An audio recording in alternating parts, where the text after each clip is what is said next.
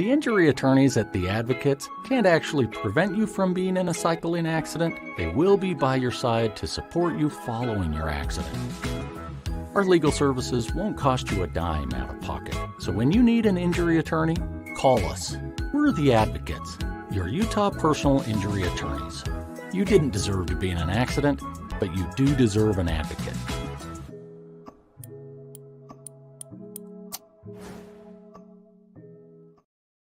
This is The Monty Show, the truth in sports talk streaming. When you want unbiased opinions about your favorite team without the spin, all you have to do is find The Monty Show, streaming live and available 24 hours a day, 7 days a week on YouTube. And now, here's Monty. Hey, The Monty Show is live on your YouTube machine. Yeah. How the heck are you, friends? Don't forget Giving Friday this Friday if Jake actually shows up. Giving Friday, every Friday, we try to get back with our friends at The Advocates. They are doing great things for summer fun for kids. A lot of kids that take, that take summer fun for granted. There's a lot of kids who don't have bicycles, that won't go on vacation, that won't be in summer baseball. We can change that. We can help. Make your donations to The Advocates on Venmo. Advocates donations on Venmo.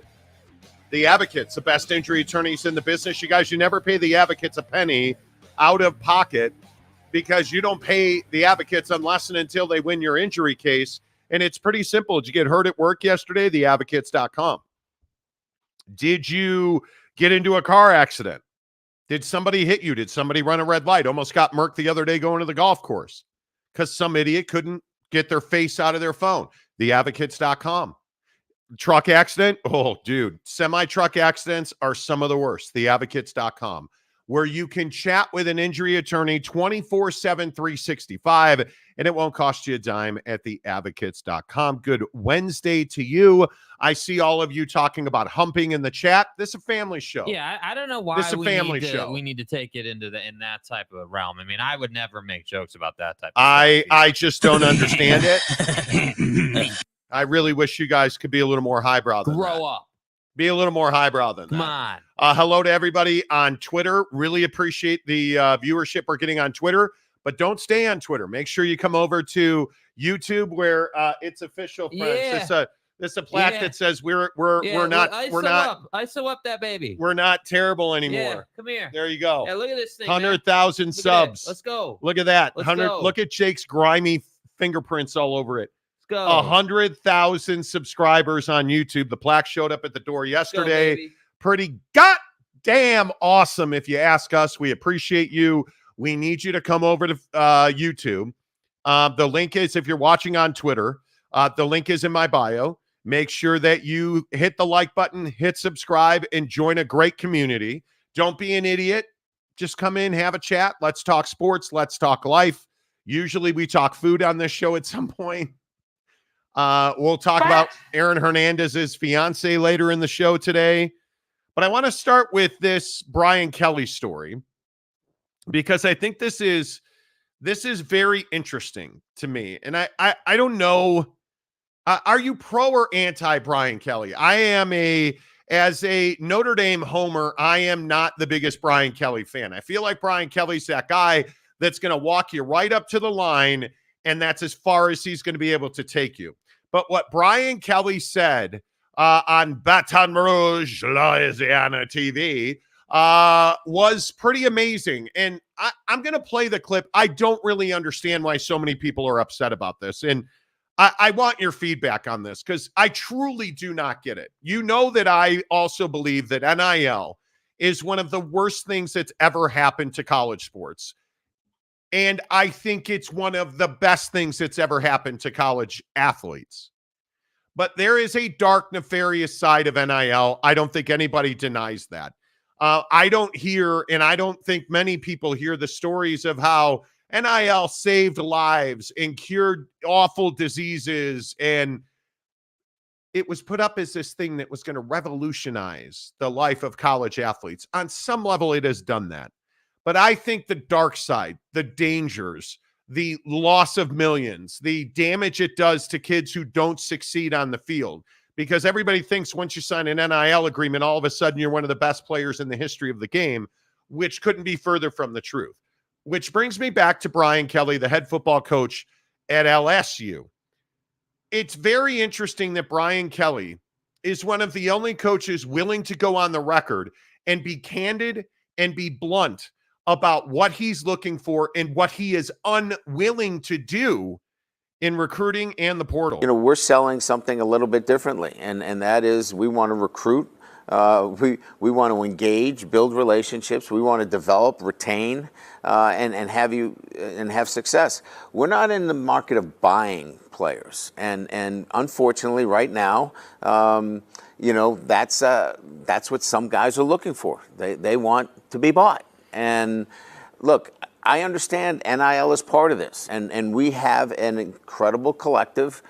We have very, very generous opportunities around the greater Baton Rouge area for NIL opportunities. So they are here, but we're not going to go out and buy players. That's not what this is about. This was never about that. We will develop you. We will get you ready for the next step, as we did with Jaden Daniels, as we did with Malik Neighbors, as we did with Brian Thomas. We developed 3 defensive linemen that all got drafted this year, and we'll do that again. But if you're just looking to get paid, you're looking in the wrong place. If you like all the things that we do here in developing our players, bringing you into a championship program, playing in front of the best fan base in America, playing for championships, and having an opportunity for NIL, you should be a Tiger. But if you just want to get, paid, this is not the place for you. Ooh, Man. Thank you, Carter Bryant. Power Hour LSU right there with the hot take from Brian Kelly. Jake, do you have a problem with what he said there? I don't have a problem with it at all. And I think that, NIL is one of those things in college athletics where you have to have a strong stance one way or the other. Like, you're either the guy that, loves NIL and thinks that it's revolutionizing the sport and saving the sport, or you are more in that stance where you're more saying, hey, like, NIL might be available to you once you're here, but we're not walking into the portal saying, hey, here's a check and you're a check. Like, we're not Oprahing the portal. We're not saying everyone's getting a check. We're saying, hey, if you want to come to LSU and you want to be a Tiger, we're going to do a lot of great things for you. And he was specifically referencing the fact that, they had a need a defensive line, and that, they have struggled to get a defensive lineman or get good recruits in the defensive line portal because they're not necessarily willing to pay these guys to come to LSU. They will recruit you in a traditional sense. They'll do everything that they can do to develop you, including putting you in the league, including allowing you to play college football playoff games. And again, I think he's smart when he says, hey, like, NIL opportunities are available to you once you're here. But our stance as a football program is that we're not going to be out here just paying guys to be here. You need to choose to come. But here. I also think what he said there was that he's not buying players. And he wants guys that want to commit and play football at LSU for their football careers. Now, I don't think Brian Kelly's saying you can't transfer, but he's saying we're not doing this short-term thing where we're going to offer you a pile of money and then you're going to come in and play football at LSU. Mm-hmm. They want guys at LSU, and I think you're starting to hear this across college football. We want guys that want to be a Tiger. We want guys that want to be a dog, that want to be a Tide, that want to be a Domer, that want to be a Husky, that want to be a Buckeye. If you don't want to be a Trojan, don't come to USC, because we're not going to pay you to want to be a Trojan. Exactly. That's really what this comes down to. And I think when you look at what Brian Kelly said, and I think one of the things that's really interesting here is there has been this movement where so many people are unwilling to speak truth about what NIL is. I think it is a disaster, and I think it has been very bad on the whole for a lot of power programs. I think it's why Nick Saban's not a head coach anymore. I think it's why Dabo, call me Jesus Christ Sweeney, in God's name, image, and is likeness, struggling with NIL. And I think it's one of those things where not all coaches have taken to and assimilated to a new culture. And I think that's why you're seeing the ability of some lesser programs. And if you want to point to SMU, to talk about how much money they have, or if you want to talk about John Calipari ending up out at Kentucky because he got bought by a fried chicken king who now denies that. Better send those refunds. You want to talk about why Cal's at Arkansas? NIL is a big part of why Cal's at Arkansas. Boosters have always been here. NIL has not. And I think we assume that those two things are the same, and they are not. And when you listen to a coach like Brian Kelly talk about the fact that he's struggling to find defensive linemen after Brian Kelly in LSU, and I'll tell you, Brian Kelly at Notre Dame consistently put defensive linemen in the NFL draft, that's a little surprising. And I think it goes to tell you about the level of entitlement. I think it goes to tell you about the belief that the college athletes now, high school athletes and their parents and their agents believe that they should get a bag of money and then prove that they can play football. And I for one believe that that's what is killing the college athlete. Yeah, I mean, I think the expectation of, hey, like, we're going to get paid before we provide services to you, whether that expectation is coming from the parents down through the kid or the kid themselves have that expectation, is what's making things difficult. And I think that, it's kind of what I always say, like, whether we're talking about Nick Saban in his prime as a head coach or, any of these head coaches now, like, these guys aren't stupid. Like, they're going to sit in a room at their desk with their staff, and they're going to say, okay, here's our problem.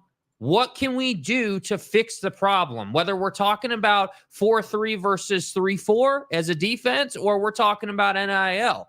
And that's what I think is going to sort of balance things out here, because as a head coach, if your stance is taking the high ground, which I do believe Brian Kelly's doing here, he's basically saying, hey, we're more concerned with, developing kids and turning kids into men and putting you in the draft and putting you in a strong position to have success after your time as a Tiger is past.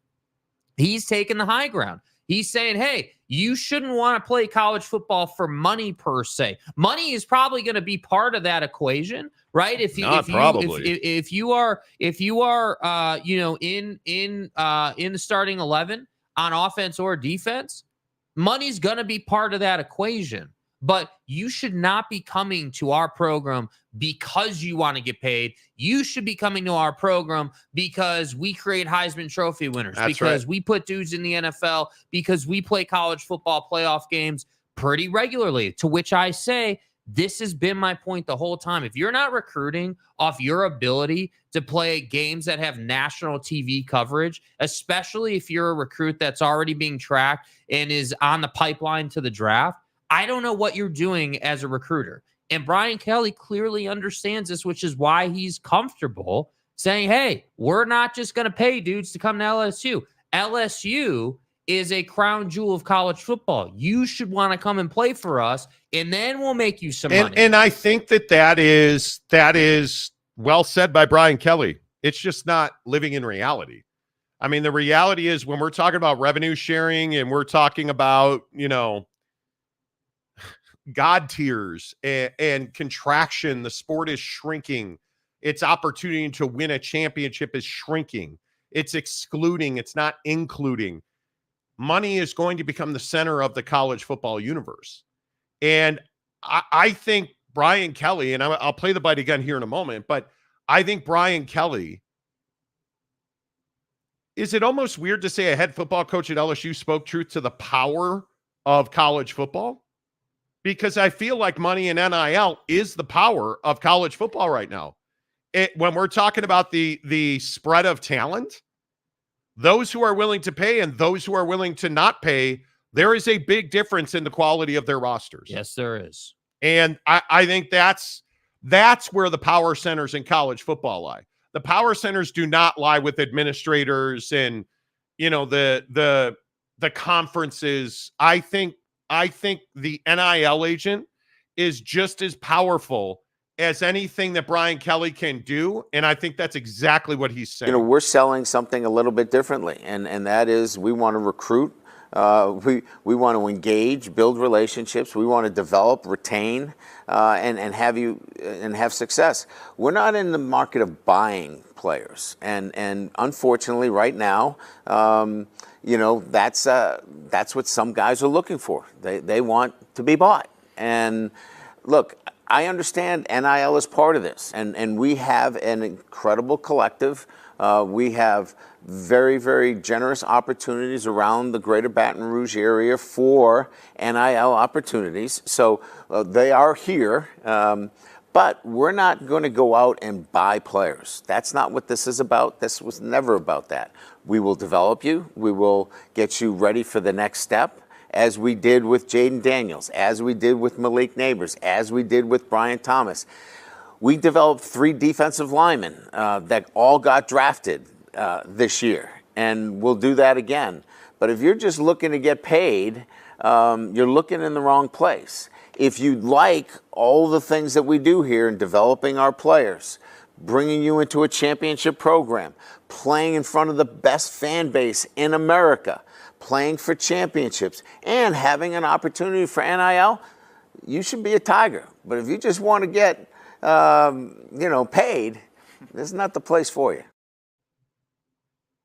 Pretty amazing. I just think the things I noticed about Brian Kelly in this clip, number one, how comfortable he is saying this. There's no hesitation. There's no waffling. This is clearly a conversation at LSU that's been had between obviously Brian Kelly, but a lot of leadership at the school itself. And I think that's kind of the really interesting thing. Like when you start to look at it in the big picture, like if your head football coach is doing interviews like this and saying these type of things, that's obviously been talked about and is clearly a strategy for them. And I think it's really interesting that LSU is this football program that sometimes is not competitive, but most of the time is competitive and is in the playoff picture. And yeah, sure, are they Bama and Georgia good? No, but very few are. But LSU finds itself in a place where they're comfortable saying, hey, yeah, we're willing to not get people and maybe not win national championships every year or like every other year. If we can go and get the kid that we can develop and continue to extend the tradition we've created. And that's what I feel like the effect NIL has had. Like NIL came in and forced schools to make a decision. You were either going right with it or you were going left. And either way, it's just changed how people perceive kids now. And I think the point about the parents is spot on. Like some of these kids don't have a choice. Like some of these kids have to be in the portal, like only looking for money, even if they don't want to be because their parents are leaning on them so much. And that's what I think the struggle of NIL is you got to evaluate the person you're talking to and how they view the money. Because if a kid said to Brian Kelly, hey, I want to come and play for you. I've always wanted to be a Tiger. I've always wanted to play defense at LSU or whatever. But my parents are really leaning on me to get money. So how can we find the middle? Like, you can't tell me that conversation doesn't happen all the time. I think it does. I think it does. And I don't know. I think Brian Kelly is incredibly brave, but the brave usually don't win. And again, I will simply say that he puts dudes in the NFL, but he doesn't generally win championships. And I wonder the impact that this will have in the long term. I pats on the backs. Hey, great job, man. That's awesome. And I think you're right. Scott Woodward, the athletic director at LSU, had to be on board before Brian Kelly said this. 100%. I would have to think this does not necessarily bode well in the recruiting efforts. And I think LSU football is a perennial powerhouse. Long before OG Gary started gravy training on them. They were a powerhouse. So, I'm curious how this will play in recruiting circles. That's what I am curious about. All right, less of us, more of you. As always, you're presented by Prize Picks, prizepicks.com.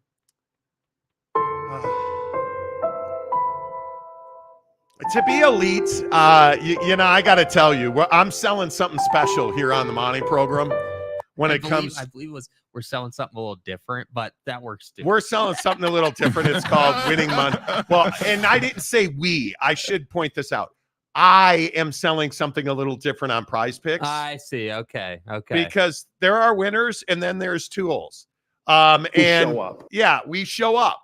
We show up. Last night on Prize Picks, I would just like to say, screw you, gambler. Shohei Ohtani kept me from a 3-for-3 last night. because the great gambler just wouldn't, do his Put job. out. Exactly. Unlike your mom. Yeah. Donovan Mitchell last night. You guys going to give me my accolades on Donnie?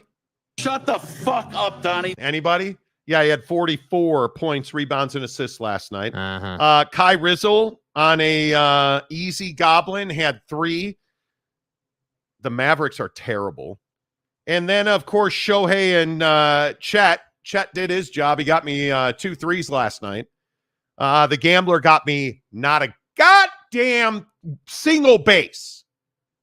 I had Chet and the gambler for 3.5 total bases and 3 points made. I don't regret those decisions. Wild that you Still lost won me on that. $56. So life is good. I gotta and say that's a bad beat. That is a really bad beat, especially considering Czech got you 2 threes. But listen, I'm not used to losing. I'm a winner. You're used to just handing your money over to Prize Picks, And it sucks because that's what you do, because I don't want them to see me down. right? I mean, I just try to stand strong. how'd you do last night? Not good. Not good. 1 of 3. Didn't win. Donnie came through, but yeah, not good. Luca let me down 100%. Wait, okay, so SGA now- let me down. now, I look, I'm just little Monty over here. Mhm. What did I tell you about relying on Luka Doncic I don't know. What'd you tell me? not to do it? I told you not to rely on I Luka. get that. Don't rely on Luka. I get it. Yeah. Mike Smith says the not humble brag. Nice. Not humble at all. Yeah. Pimp's going pimp, man. And we have 100,000 subscribers. And I finally got my Travis Scott shoes yesterday. Those, I must say, lived up to it. Yeah, that's what we do, man. I mean, I'm Monty, and this is the Monty program, and, it is what it is. With all due respect. Use the promo code Monty, MONTY, Monty, to get 100% deposit matching. Anybody see my guy Shesterkin last night in the Rangers? Monty, who's Shasharkin? Who's that? Who you jerking? Yeah. Who's that guy? How about the New York Hockey Rangers? Before we get to your comments on NAL. Yeah. Did anybody see what ESPN did at the end of regulation last night to the Rangers? The Rangers are going to overtime against Carolina. 50 seconds to go. The Rangers are going to get one last rush up the ice. They get to the red line, and it's time to cut away to Dallas and Colorado for like 15 seconds. And then they went back to the Ranger game. Who got fired over that? Somebody hit the wrong button. Somebody hit the wrong button. So, yeah, there you go. Rangers win in double overtime last night. Classic. I'm telling you now, if you are not watching the NHL playoffs, you're missing out. Yeah. You're missing out. And they're awesome on Prize Picks. Yeah, PrizePicks.com, or download the app right to your phone. Use the promo code Monty. Hey, Monty. Hey, Monty. MONTY, Monty, to get 100% deposit matching. Which one of you dirty hyenas was first in today? Don't mess it up today, okay? Can we have a better comment section today? Saw it. Saw it. Good to see you, OG Gary, Mountain Mama. It's hump day, but I'm too tired for humping. So hit the like button to help the show, you ungrateful hyenas. Exactly. I mean, couldn't have said it better myself. What's your forte, Pete? Nice to see you. Ryan Smith's receding hairline. We show up. Oh, nice of you to show up today, dude. Where you been? Show up. Aaron Wilson says first. No. Dakota Putin says actually first. No. Dibs, happy hump day. I mean, every day's hump day. Matt Ritson, morning Monty and Jake is hump day Wednesday. If that's how you roll. You want to hip thrust a little bit right now? Listen, as you're watching this, just get a little hip thrust in there. Let's go. The cock. Yeah, get a little hip thrust working. Yeah. Mr. Preston, hello. What's up, dude? Preston, good to see you. Christopher Hooter, go Tigers. BK's 100% correct. Is he though?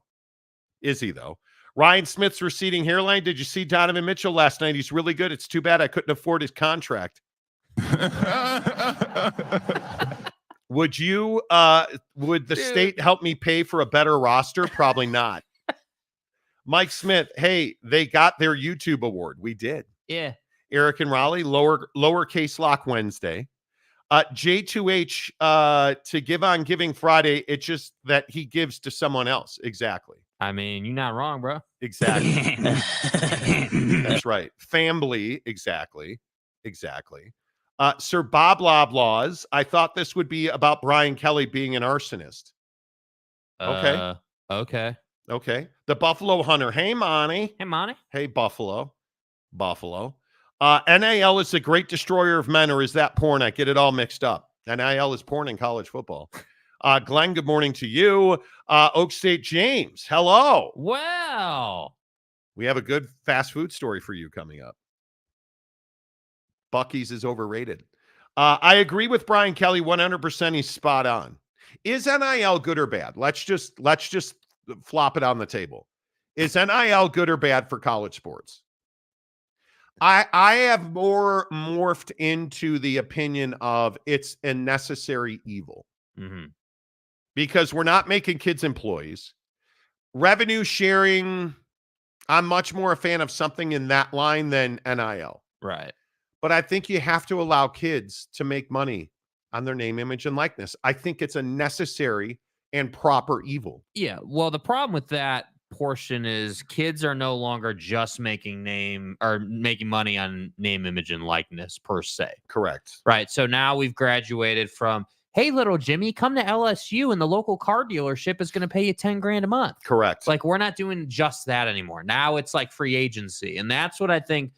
That's the part that I think is bad for college football. I don't think that kids should be out here behaving like free agents would in professional sports. I just don't think that that's proper. That's Why? not because I don't think that is the point of college athletics. It never has been and probably never will be. And I don't disagree that the highest of highs in college football are pretty similar to pro sports, right? Like when Georgia and Alabama step onto a field, yeah, you're pretty close to a low end NFL experience because of the talent and how they're playing the game. But yes, kids should be able to make money on their name, image, and likeness. I agree, but we can't have a situation where kids have this much leverage in the portal, and I don't know what you do about it. That's the problem. Like, are we going to get legislation? Are we going to get what's going to be the solution? But this is what happens when you take the balls off of enforcement.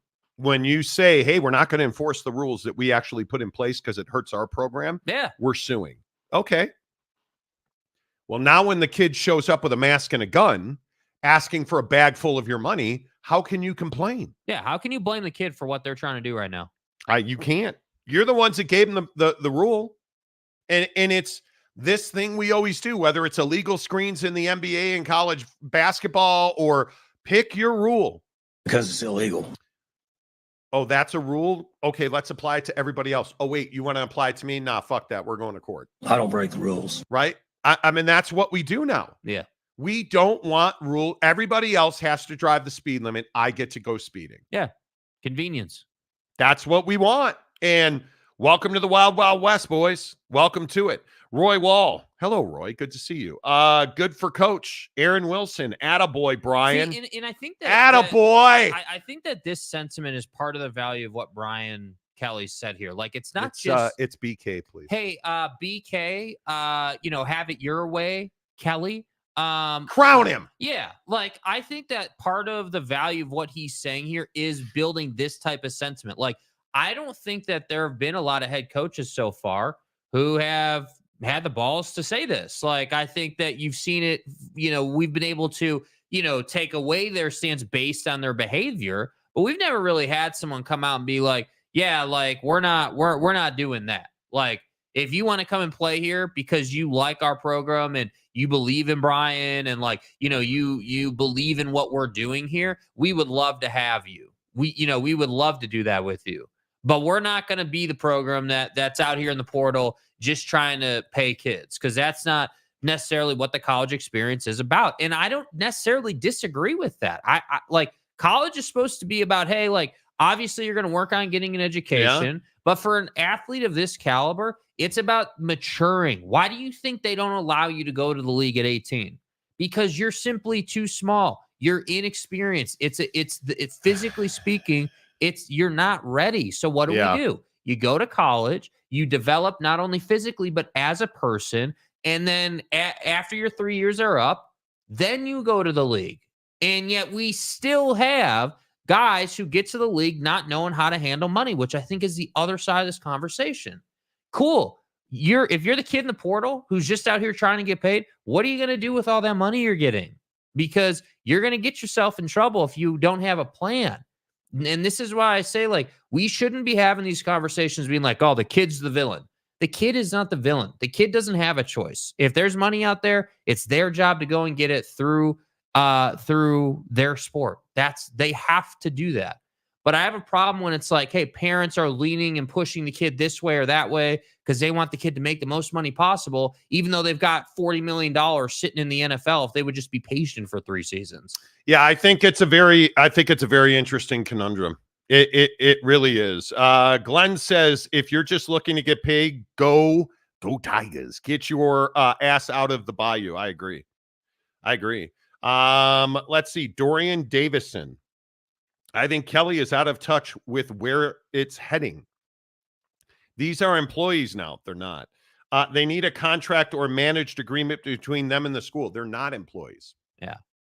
I agree that if you are going to pay a kid, and schools are paying kids, whether you want to call it that or not, it's what it is. Indirectly or directly, schools are paying kids. Yeah. You look at where we're going revenue sharing wise. These freedoms are coming to an end. You just need to understand the unintended consequences I always talk about on this show. When you have agreements like these and you get the win, you're always going to give something up, and you're going to give up your freedom because you're going to sign an agreement that says you're going to play at LSU for 3 years. But I think that level of commitment is what it needs to be, because we have this dynamic, and this is not unique just to football. Like, this is across athletics with like even in non-revenue generating sports where kids can transfer an unlimited number of times. Even if you just look at it from that standpoint, kids don't have to be committed to anything right now. And that, to me, is where we get in trouble. Because if you said to a school, hey, you have to pay a kid to come and play for you, but they're committed to you for 3 seasons, whether they like it or not. Okay, now we're having a different conversation. Now you're going to see boosters pony up money and say, hey, Brian Kelly, go, as Danny Ainge put it, big game hunting. Go get the talent because we know they have to be here. That's a completely different conversation. So it is. You do have to have some type of agreement. But again, what is the mechanism to getting that type of structure put in place? Unfortunately, I think it's legislature. I don't know how else you do it. Dax Johnson, they don't put new episodes on Spotify anymore. No, Dax, we do not. Welcome to YouTube. We are YouTube and Twitter, pretty much YouTube and Twitter, a little bit of Facebook alone. 100% video. We made that change 4 months ago, roughly. It was Spotify made a lot of changes that does not make it beneficial for the content creator. Yeah. So unfortunately it was we were doing quite well on Spotify. I mean, we had a really not a massive following, but they made it very difficult to prosper on Spotify. Mm-hmm. I understand it. Spotify is struggling financially, totally get it. But it is not advantageous for us. We make our bread on YouTube, period. And so that's what everything feeds into. So I appreciate, Dax, that you listened on Spotify and Apple, and thank you for doing that. And I hope you'll join us here. OG Gary, 100% agree with BK. I'm all for paying players, but at some point it needs to be about football and making it into the league, and it should be a supplement, not the main thing. And I think at some point it will become that. Yeah. I think it will become that, truthfully. Glenn says Jake is spitting fire this morning. Trying. Nice job. Giggity. I've never been to either place, Aaron. Okay, what did Aaron say? Giggity, Rosa's or Taco Villa? No idea. Never heard of them. No idea. The Nye guy, let's not shed too many tears for the rich universities. There has to be a middle ground. Totally agree. What do we mean shed Oh, like feel bad for him? Yeah, like Brian Kelly, oh, I can't get a defensive lineman because they want a bag. Well, But I don't think that's what he's saying. to a certain extent, Brian Kelly was venting frustration. Mm-hmm. And is some of this excuse making? Yes. Brian Kelly has not recruited the defensive line well this offseason. But there's a lot of truth in what he said. But there's always a reason. You don't come out and make a ballsy statement like this for no effect. Yeah, I mean, I wonder if they chose to do this with the hope that it would attract people, like that kids would see this and be like, hey, wow, that's, Brian's really, really confident in what he's saying. Maybe I do want to go play for him. You better understand if you're a high school senior right now, your next 2 years are where you're going to make money. Because I think once these next 2 years go by and the new contracts kick in and we're in a God tier, I think your rights and your freedoms to move are going to be all but gone. Yeah. Because you are going to sign a contract. Yeah, it has to happen for the sport. Like there has to be some controllables. This idea of, kid, like, hey, we're going to pay you, but you can still leave. That's not how the world works, man. I mean, you got to have some type of commitment to the team you're playing for. To which I say, why are we blaming, like you look at NBA free agency, everyone always, craps on KD for trying to get to a better situation, right? Or anybody else. Like that's the business. That's what they're paid to do. So to me, I just think, in college athletics, like you just have to have commitment on some level. That's all it is. Yep. Boyd Lake, the SEO king of America. Contracts, buyouts, collective bargaining. Is that where we're headed? Absolutely it is. I mean, it'll be interesting to see on the collective bargaining end. Like if that were to happen, I'd be really curious to see how all that would work, because obviously, when you're collectively bargaining, you need a union on the player side. And there's a players association that's in place. Yeah. I don't know. That collective bargaining at the college level. I don't know that there will ever be collective bargaining per se, but there is a players association. There will be a unified body. Yeah. I think the bigger question is, like, we just went through a phase, and as somebody that has worked in radio for decades, the term non-compete is dirty. And now it's gone. Non-competes are illegal. But does that mean that you can say to a kid, okay, we'll sign you to a 3-year contract to play football at LSU, any university? You can't transfer, and you're guaranteed X amount of dollars in that 3 years. But what limitations does that put on the university? Can they pull your scholarship? Can they cut you from the team? Is the money guaranteed? Are we going to fully guaranteed contracts? Are we able to say, hey, you're a lower end prospect, we're going to give you an incentive laden agreement that requires you to play a certain amount of snaps? Do you have to have a certain grade point average? Another great question. Is being academically ineligible a thing anymore? If you graduate, we'll give you a $50,000 bonus. I mean, I would think that it's always going to be a thing, because to play on the team, you have to be enrolled, obviously.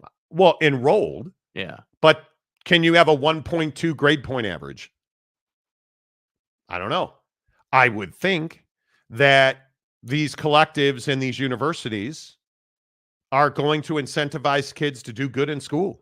I mean, I see, now that's a real fine line too, because, academia obviously isn't going to want to be taking a hit on their ratings, right? I mean, obviously, universities take huge pride in, like, hey, we're a prestigious educational institution. But for a 20-year-old kid, let's arbitrary, totally made up number, 50 G's.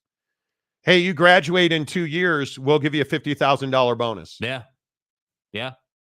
That's motivation. That does happen for a lot of kids too. A lot of kids will graduate early so that last year that they get at the college level, they can just focus on football. That's motivation. Yeah.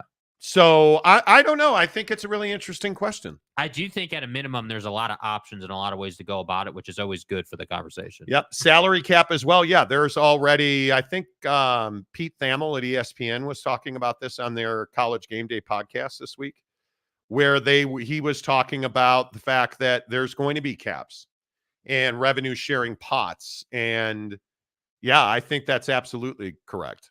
No doubt. UW fan Jim Romadunze. Will the commitment be both ways? 3 years, no cut transfers. I don't know.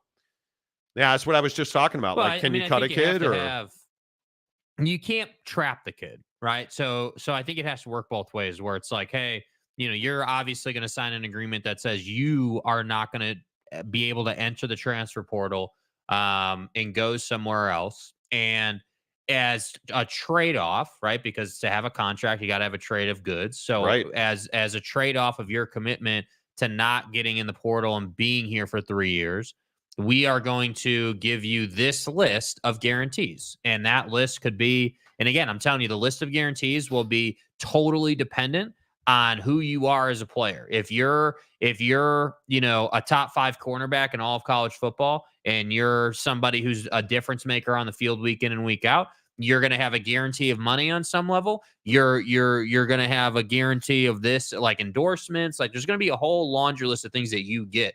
It gets murky though when you're a 3-star recruit that's got to, work his ass off to get into the starting lineup. And maybe you're only getting 10 reps a game initially. But that's why the academic side of it, and this is how I've talked to people about this. This is how the academic side of it matters. Yeah. Hey, you're a special teams player. You're a kicker. You're a punter. You're a long snapper. Yeah. Hey, long snappers don't make big NIL money, but hey, man, you graduate, we'll give you a $50,000 bump. Hey, if you are all academic, if you're first team all academic in the conference, if you're an academic All-American, give you another $50,000 bump. Yeah, because I don't know enough about like how much that benefits obviously it benefits the university, right? But I don't know to what end that scholarship money, academia. So if that's how it would work, I like that a lot. I think that's brilliant. I think if you can say to a kid like, hey, we're going to incentivize you to do well in the classroom, and then, we'll see how it works out on the football field. I love that. I think that benefits everybody. But this is why I'm saying there has to be this agreement in place between the program and the kid to smooth things out. I don't think it's easy at all. And I think if you are especially if you're at a Notre Dame, a Stanford, it's not easy to go to Cal Berkeley and be an athlete. It's not easy to, frankly, I think it doesn't matter what major university you're at. It's not easy. Yeah. It is not easy to graduate school at BYU or Utah or anywhere. But when you have a higher standard at Notre Dame, for instance, Stanford, Duke, Carolina, it's not easy to even get in. And then once you're in, it's not easy to graduate for just the average kid. So, and I always talk about the swimmers at Stanford because do you know how intensive their swim program is? Yeah. And then you're in these 2 high school girls the other day. And I'm probably going to fuck this up, so I apologize.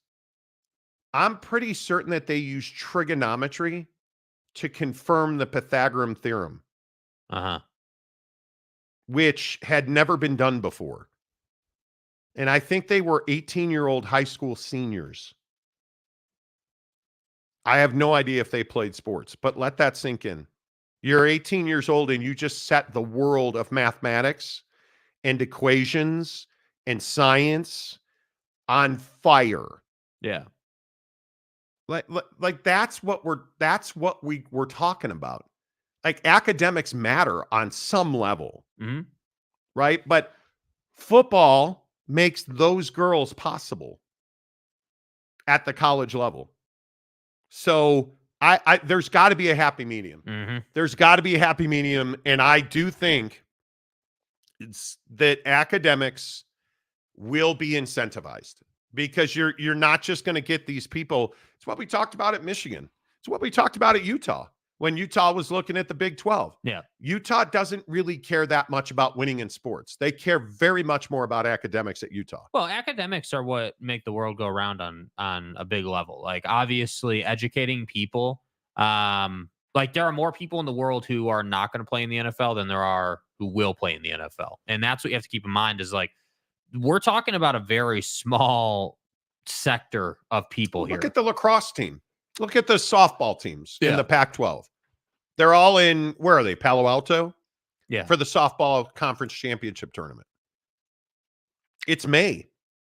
Now, I would think some of those girls have graduated. They have. Yep. But I mean, you're talking about a really critical time of year that is really high stress.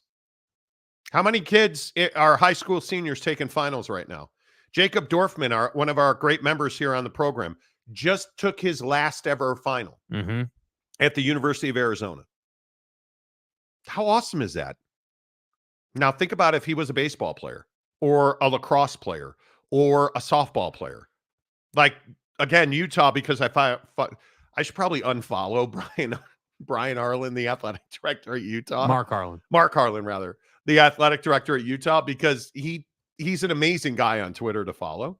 Like lacrosse, the Utah men's lacrosse team is playing for a championship. Yeah. Like, I don't know how you balance. I cannot imagine, as somebody who only went to junior college, I cannot imagine, and I was a junior college baseball player, and I didn't give two rips about school. I cannot imagine trying to play championship level lacrosse and being a student. Yeah. How do you do finals as a softball player? You are just better than most. Like, literally. Right? It's crazy. Let's see. Mike Smith, good Wilma hunting. Seriously. Can you imagine being 18 years old and cracking a never before cracked, understood equation? Yeah. And I'm pretty sure that they used trigonometry to understand the Pythagorean theorem. Pythagorean, whatever the fuck it's called. Yeah. Who, you, Ranger Rick? Yeah, the isosceles triangle. But can you imagine that? Yeah. Being two 18-year-old women who have, and I believe that they are minorities. Can you imagine writing that paper? Can you imagine? Like, it's crazy to me. That is, I would just be. Yeah, it's elite. I raised an idiot. Like, my kid was never. What the fuck are you, Ranger Rick? He doesn't even know how to draw an isosceles triangle. You are what you are. Right? I mean, do you know how much weed this guy has smoked? Anyway, have you ever smoked weed? No. But like, I mean, watching my wife as an adult go through her math classes to get her degree. Yeah, I mean, I've never. Nah, bro. People always ask me, not always, but like when I talk to new people or whatever, and they're like, "Hey, like, where'd you go to school?" And it's like, dude, I didn't go to school really. I did one semester. Class was not for me. I was not about it. Never liked going to class. I just knew that I wasn't that guy. Like, I identified that early on in the process. And I was like, yeah, dude, my hate for going to class is far outweighing my desire to play ball. That's what I'm talking about. And I think there's no shame in that. And I do think we need to give more credit to people who like what you were saying, like, dude, like to go to, you know, Stanford or, you know, like BYU or Harvard, like Calcia Johnson and Nakia Jackson at their all-girls Catholic high school in New Orleans. Instead, it's called St. Mary's Academy. So those are the two girls that broke a centuries-old code that no other mathematicians could break. None. It is... They were working on a school-wide math contest that came with a cash prize. I was motivated because there was a monetary incentive, Nakia Jackson said. So wait, let me get this right. They were familiar. You want to know how stupid I am? They were familiar with the Pythagorean theorem, and it kind of gave you a few guidelines on how you start a proof. Oh, fuck, I don't even know what the Pythagorean theorem is. How many of you even know what it is? They studied geometry and some trigonometry. And they said math was hard. Really? Man. Who knew? It's amazing to me that they did this. Like, I am in They discovered a new way to prove Pythagoras' theorem with trigonometry. Okay, what does that prove? The Pythagorean theorem. What is the? Will you just look it up real quick? God damn it. I would, but there's pop-ups all over the goddamn internet. I'm stupid. I should probably know this. Pythagoras' theorem is a fundamental relation in Euclidean geometry between three sides of a right triangle. It states that the areas of square whose sides are your mom's. It basically says they're, they are what they are. Okay. You are what you are. It states that the area of the square whose side is the hypotenuse, the side opposite of the right angle, is equal to the sum of the area of the squares on the other two sides. Oh, okay. So My they fucking- found my head another hurt, way man. to prove that. My head hurt. Like, Yeah. So they found a way to prove that. I'd love it to be wider. I just, bro, I don't. Sure they did. Sure they did. Well, that's cool. See, this is what I'm talking about. And though. they're This is- LSU freshmen. An LSU freshman is on her way to having her name in part of her mathematics history. Calcia Johnson is going to LSU. That's amazing. That's amazing. And this is that May 5th on 60 Minutes. This past Sunday, me and Mrs. Monty didn't watch that episode. I'm watching it at lunch today. While I'm eating my lunch, I'm watching that. Proved Pythagorean's theorem using trigonometry. The 2,000-year-old theorem states that in a right-angled triangle, the square of the hypotenuse side, fuck off. Whatever all that means, I don't get it. Good for them. All of this to say those girls are really smart, and I'm proud of them. Monty, are you okay because you're speaking gibberish? Exactly.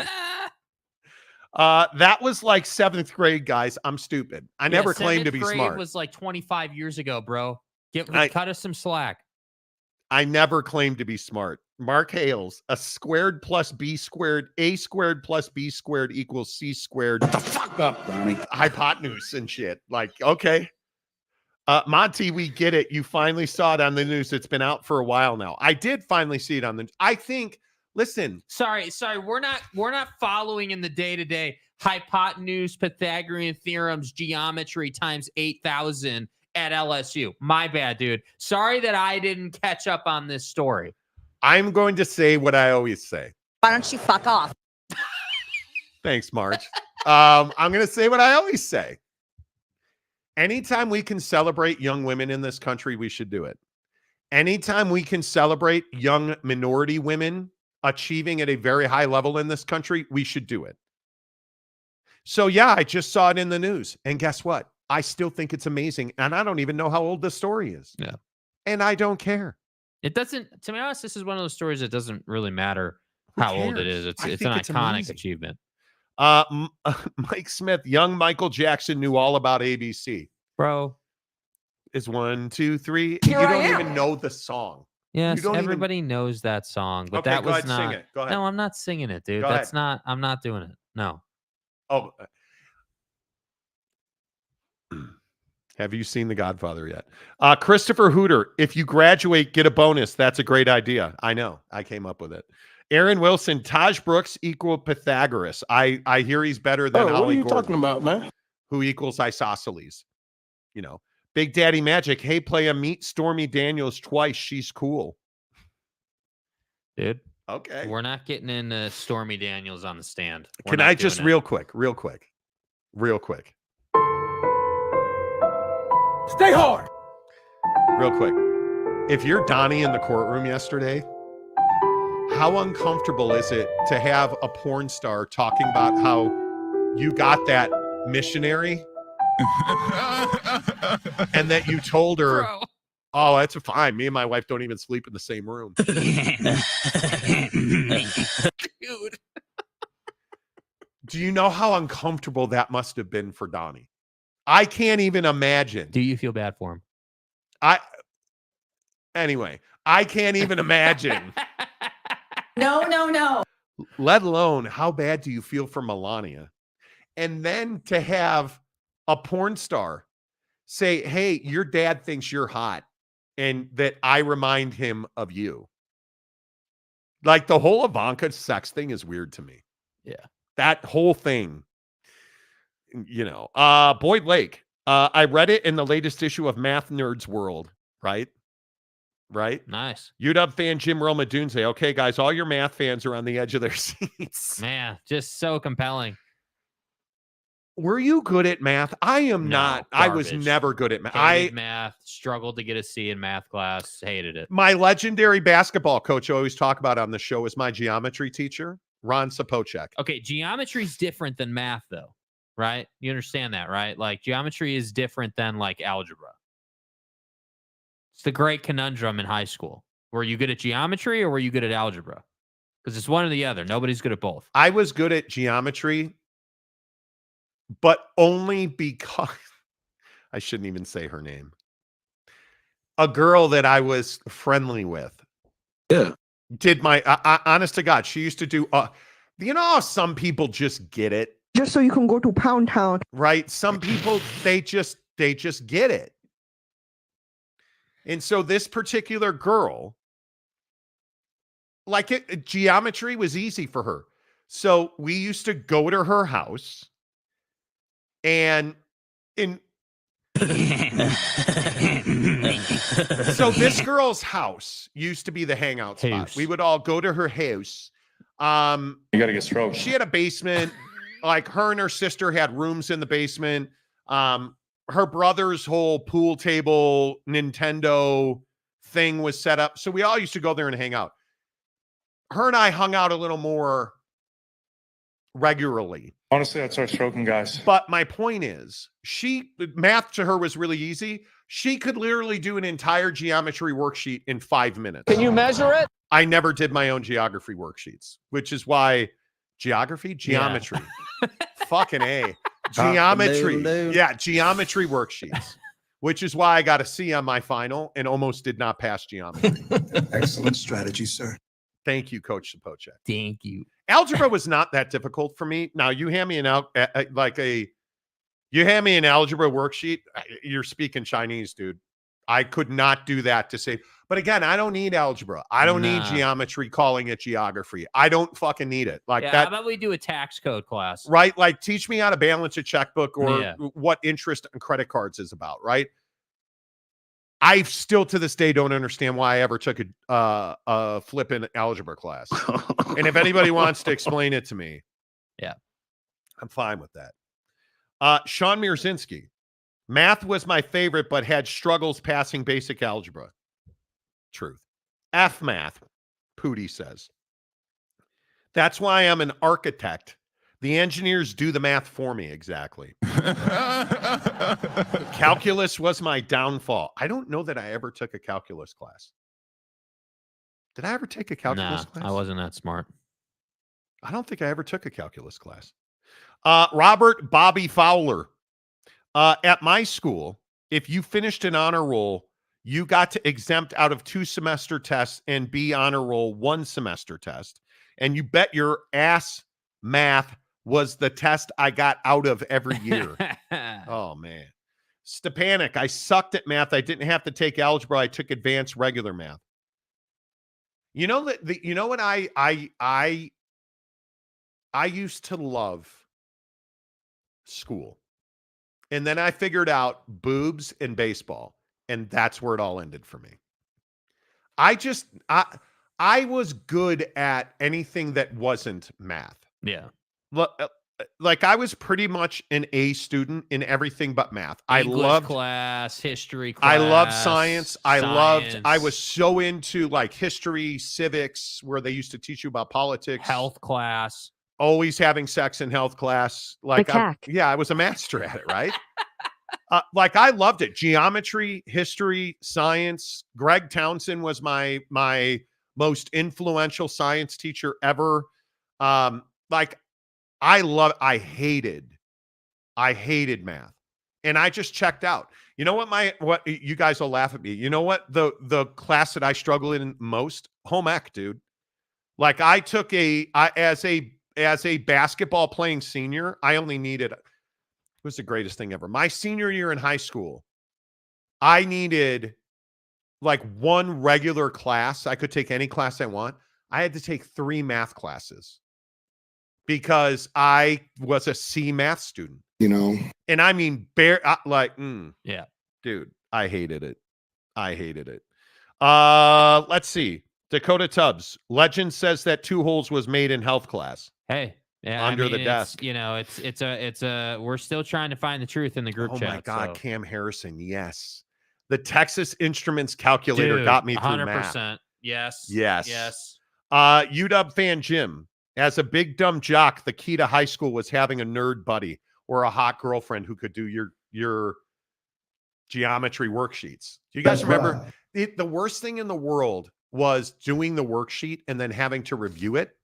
And I just make sure you note your work.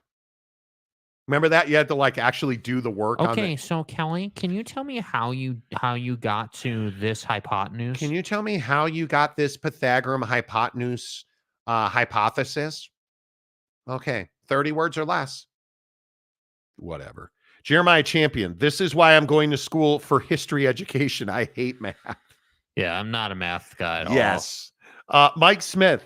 Mama said math is the devil. Exactly right. Yeah. OG Gary, it still amazes me how many people are bad at math. It's so easy, man. Oh, yeah, it's just so easy. It's as easy as you picking up a new flavor of the week for being a fan. Stepanek, my favorite subject was history. Yeah. I loved politics. I loved student council. I was an awesome debater. I should have been a lawyer. Honest to God. I should have been a lawyer. I think I would have been an amazing lawyer. Yeah. I should have gone to... I just didn't love going to school. And I knew kids that, like I always tell you about my Notre Dame stories. Like the cats that I worked with that went to Notre Dame, it just sounded so difficult. And radio was fun. I made good money. Like I was making 80 G's when I was how old? That's pretty wild. You think about when did you start? In the 90s, probably? For what? Radio. Yeah. So you think about 80 G's in the 90s? That's good money, bro. That's really good money. Working at the Rock in Chicago, and it was great. And just no perception until like it got, yeah, was wild. I did okay in geometry, but something clicked in my brain. Around the end of May, I got a 98 on the geometry final. It's like a baseball player hitting well right before the playoffs. Was that in large part to you eating a Buc-ee's chicken sando before I got to tell you, walking into that final, the Buc-ee's barbecue dripping down my chin, bro. And they didn't call me Stormy Daniels for nothing. And Monty, it was quite juicy.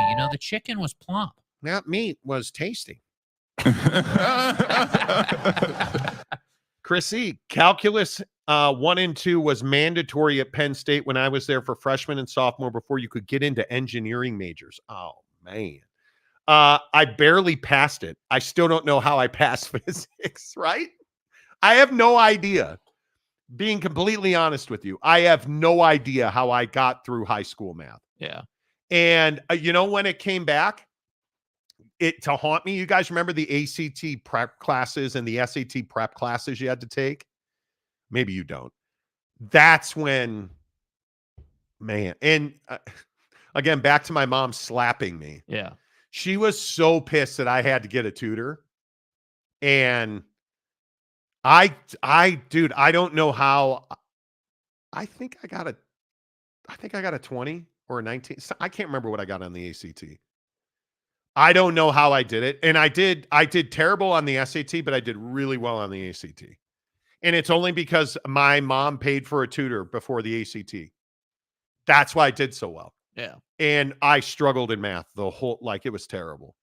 Terrible. Jeremiah Champion, OG Gary, history is very easy, but people don't know their history. Super easy to me. Super.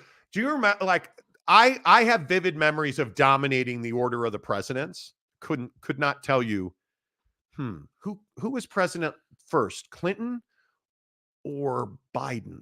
Monty, come on now. Got to get the answer right. Right? Like I used to when I was when I was in high school, history, civics, debate, loved it. The only thing that I was really good at in math was multiplying. Literally just basic multiplication. We had competitions, like it was a whole thing. And I could just memorize, because that was the thing. If I could memorize it, then like I was in a good spot. But if I had to like understand, the order of operations and like, how to do this first, and A plus B like, divided by 7 multiplied by 64. Don't talk to me about fractions and decimal point. Dude, I'm not Move the out decimal here 7 places to the right before dividing it by 6 and moving it back to the left. Like I'm not out here trying to be a CPA or be in some mathematician based job. And I love how all these assholes on TikTok are like, here's how you do this math problem. And it's like super easy. And they're like, why aren't they teaching this in 8th grade? I don't know. Yeah. Why don't you ask them that? I don't know. Jagoffs. Stepanik says, I had the Texas calculator on my watch. We were not allowed to wear those. I am not kidding you. I was a, oh man, and I'm sure my wife remembers. Swatch watch. I was a huge Swatch watch fan. And that got me into G-Shocks and the Casio calculator watch. Couldn't wear them in class. Could not do it. Andy Blackwell, what's up, guys? What did I tell you about Jalen Williams? Dude can ball. Yeah, he can. Talk about the what NBA did I playoffs tell you in about 2 the minutes. join button, dog? Yeah, Have you hit the join button yet? Andy. Brandon Butler. As long as there is a purpose behind it, math makes sense. Well, I agree that math is one of those things that's a constant. It absolutely is useful for some people, but I don't think for the vast majority of Americans, math is like, so useful. Like I, and this is another show, different, whatever. Here we go. But dude, there are so many things we could teach people in school. Like Yes. imagine what our society would be like if in school they taught you basic life skills. If our mindset with school was not passing a math test, but more about, hey, like we need to set people up to live a productive life. Like allow people to have the skills that allow them to be productive. If all we did was tell people, hey, math class is now about understanding your checking account. Here's how interest rates work. Mm-hmm. Here's how, like, teach them about, hey, here's how you 401k. Do you know the difference between a traditional and a Roth IRA? Do you know how to buy a stock? Hey, did you know this is how credit cards work? Yeah. And here's how Chase applies your interest rate. Here's how mortgages work. Yeah. Here's why you want to tell your mortgage broker to fuck himself when he says, here's an adjustable arm. Right? Instead, we're worried about the Pythagorean theorem. Yeah. No, I'm fine. I'm fine. Boss Frog, you mean the T1A81, T182 graph calculator? Do you know how much I loved graphs?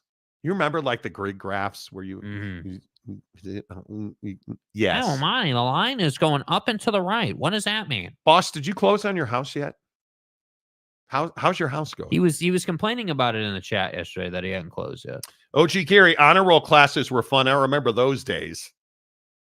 What's the honor roll? And that's the other part of school. We had it so easy back then. You just have no idea. Pizza puffs and ranch dressing. That's what you lived for.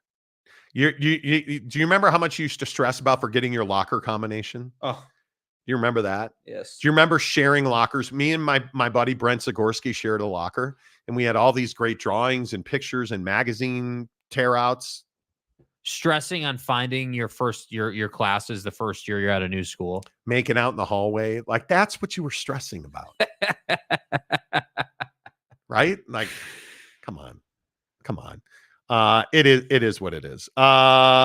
Let's see. Who else? Who else is in today? Sir Bob Loblaws. Hitler had a lot of problems, especially in 1945. Okay. Well, today in history class, little Jimmy, we're talking about Hitler. Boyd Lake, Google turned SEO into geometry and linear algebra. Actually, SEO is not that difficult to learn, bro. No, I agree. Oh my God. Oh my God. This is the rare appearance. Mrs. Monty in a is rare in the chat. appearance in the wild. Teach critical thinking and the scientific method, we would have a much better world. Yeah, if people relied on science. What? But see, you say shit like this, and then I'm like, dude, God bless. stop working on common sense. Do you understand if people relied on science, how much better In off we'd God's be? name, image, and likeness. I mean, I don't know what. Yeah. No, you haven't closed on your house yet. Damn it.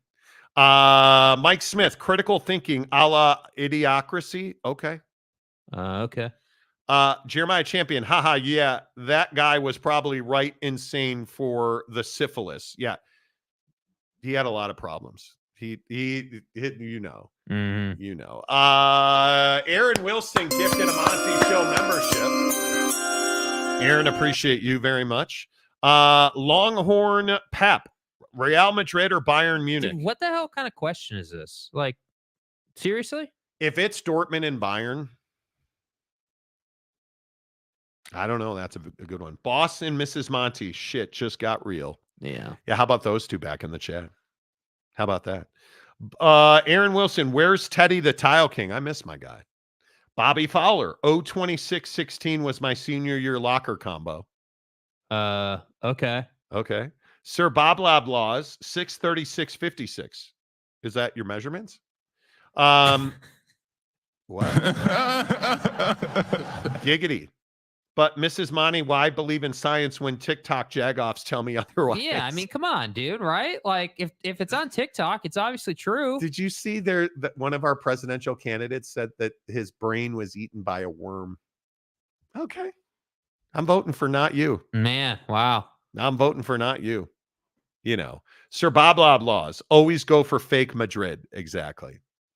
John Hamm, my 8-year-old the other day had a $1 bill and she said, why is Biden on the dollar? Had to explain to her who it was. Oh my God. Why is Biden on the dollar? Oof. Exactly. Aaron Wilson, Gumby forever alive in our hearts. Exactly.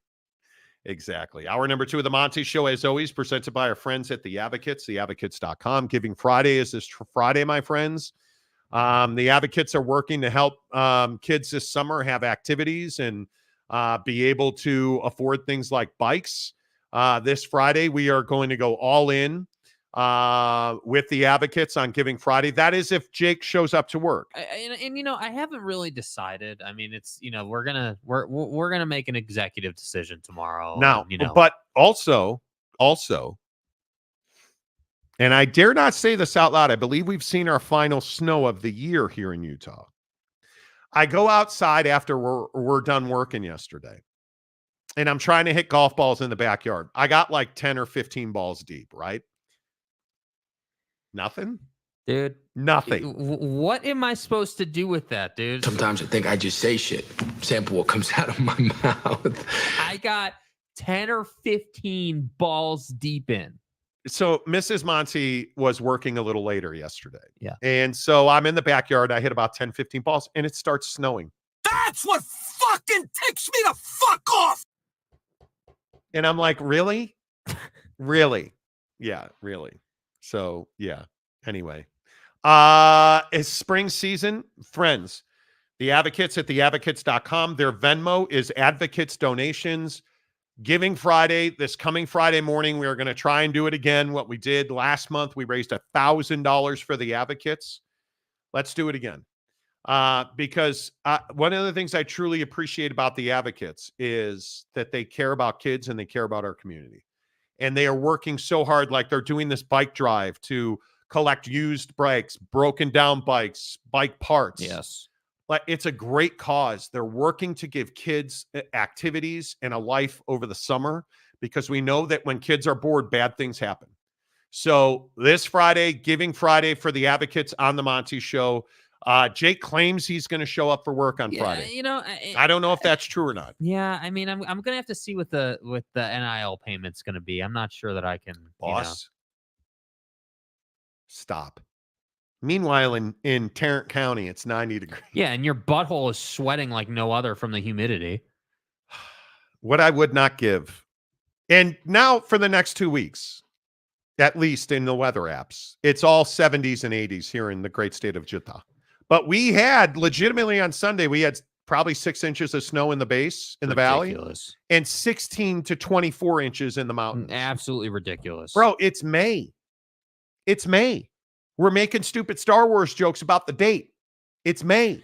Yeah, I mean, it's nice to see the temperatures climbing. God, dog. I mean, that's nice.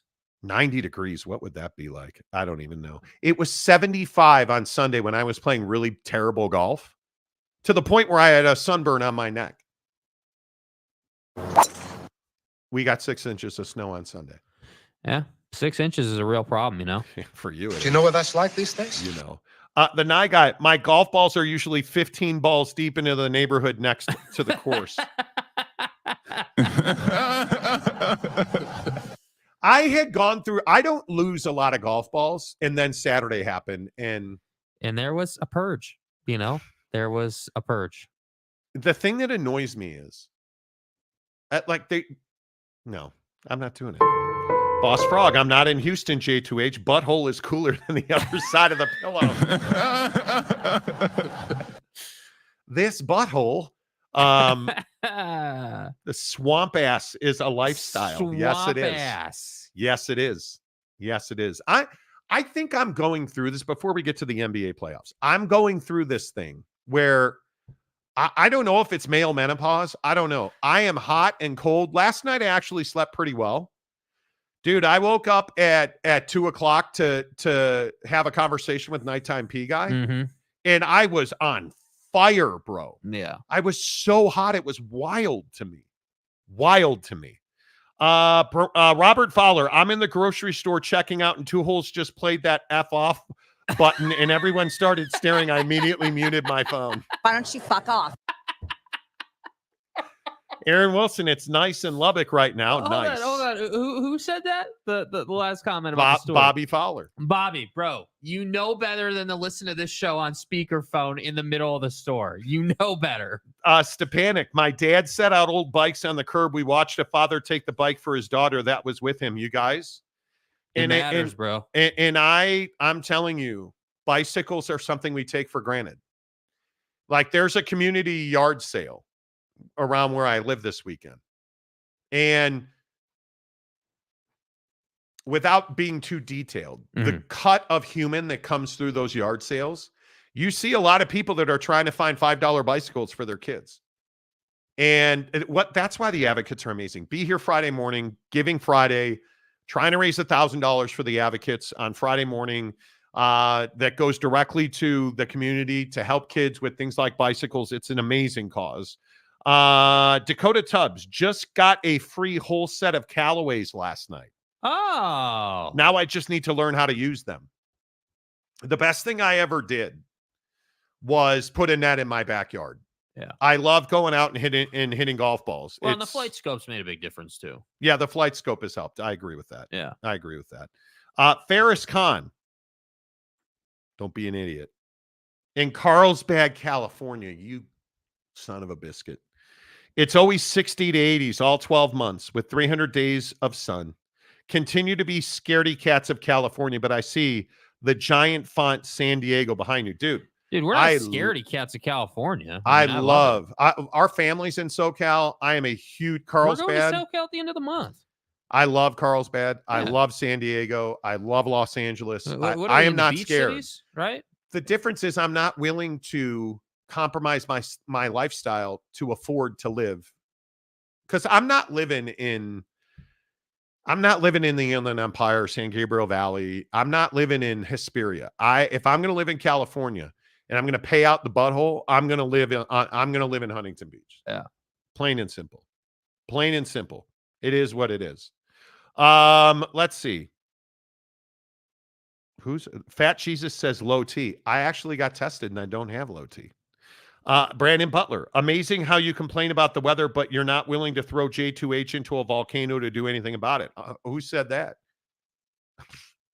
Dude, I will fucking donkey. I will boot heel this little thing in mongrel right now.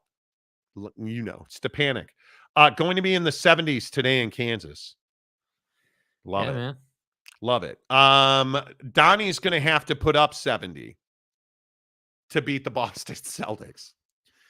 Did the Boston Celtics prove a point last night? Because Now, how much of a point can you prove? Because I would still maintain you're playing Donovan Mitchell, and Donovan Mitchell is going against the Boston Celtics. Because especially without Jared Allen now, like this series was over before it started. Right. But are you ready this morning? And let me single you up. Are you ready this morning to apologize to Donnie? No. You're on camera. Go for it, man. No.